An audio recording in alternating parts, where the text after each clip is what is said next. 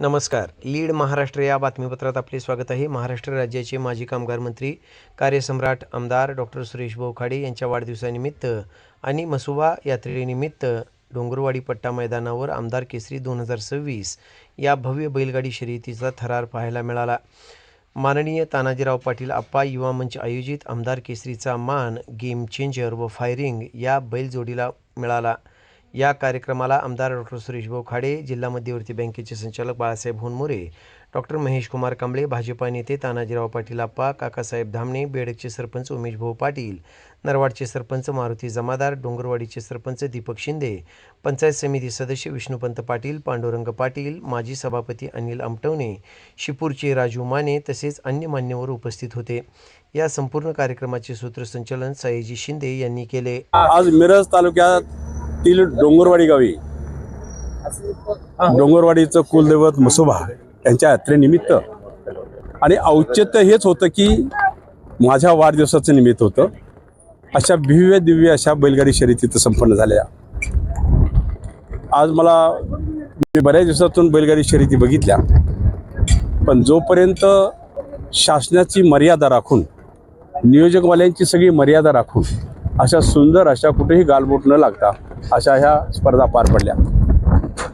आज मी अमित शाह साहेबांचं, देवेंद्र भाऊंचं आणि जावडेकर साहेबांचं मी आभार माने की असा सोहळा वारंवार आता महाराष्ट्रामध्ये सगळीकडे साजरा होतो.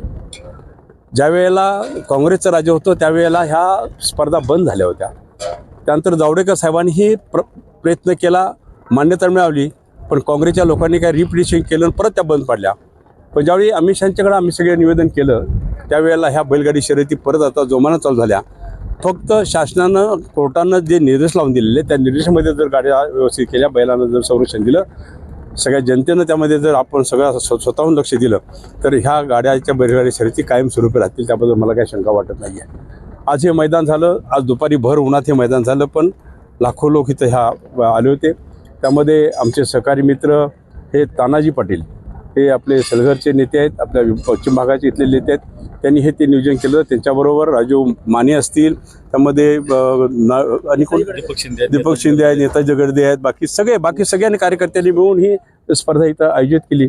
नियोजन चांगलं केलं, व्यवस्थित केलं आणि ह्या स्पर्धेला बघण्यासाठी मला ही संधी मिळाली. त्याबद्दल ह्या आयोजकांचं, नियोजकांचं मी धन्यवाद मानतो. महाराष्ट्र राज्याचे माजी कामगार मंत्री, सांगली जिल्ह्याचे माजी पालकमंत्री, मिरज विधानसभा मतदारसंघाचे कार्यसम्राट, लोकप्रिय विकास पुरुष, विद्यमान आमदार आदरणीय सुरेश भाऊ यांचा वाढदिवस आणि डोंगरवाडीच्या मसोबाच्या यात्रेच्या निमित्तानं या ठिकाणी आज भव्य बैलगाडी आमदार केसरीचं आयोजन केलं होतं. मोठ्या प्रमाणामध्ये बैलगाडी धारक, यामध्ये जवळजवळ 125 बैलगाड्या आजच्या या स्पर्धेमध्ये यांनी सहभाग घेतल्या.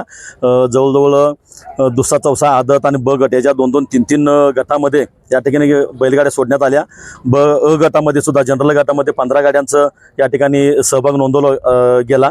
अ गटामध्ये प्रथम क्रमांकाचं आमदार केसरीचे मानकरी लिंगनूरचे अजिंक्य कोपार्डे यांच्या गाडीनं प्रथम क्रमांक पटकवलेला आहे. अशा अनेक बैलगाड्यांनी चांगल्या पद्धतीनं या ठिकाणी स्पर्धेमध्ये भाग घेऊन चांगल्या पद्धतीनं या स्पर्धा शर्यती पार पडलेल्या आहेत. मी खास करून डोंगरवाडीमधले मोहन पैलवान, आमच्या सलगरमधील सचिन निंबाळकर, शिपूरचे राजू माने आणि दीपक शिंदे या सर्वांचंच मनापासून आभार मानतो की यांनी गेली 8-10 दिवस कष्ट करून या ठिकाणी चांगल्या पद्धतीनं शर्यतीचं नियोजन केलं.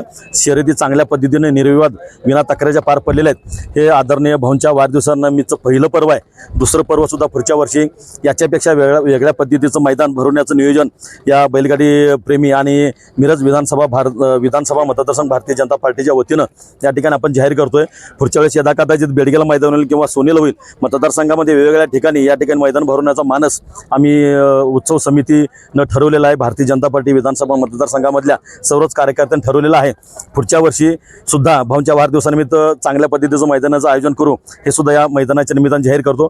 पुन्हा एकदा या ठिकाणी मिरज पूर्व भागामधल्या, मिरज तालुक्यामधल्या सर्वच पदाधिकाऱ्यांनी वेळात वेळ काढून उपस्थित दाखवल्याबद्दल आणि सर्वांनीच चांगल्या पद्धतीने मीडियासह सहकार्य केल्याबद्दल त्यांचं मनापासून या ठिकाणी आभार मानतो.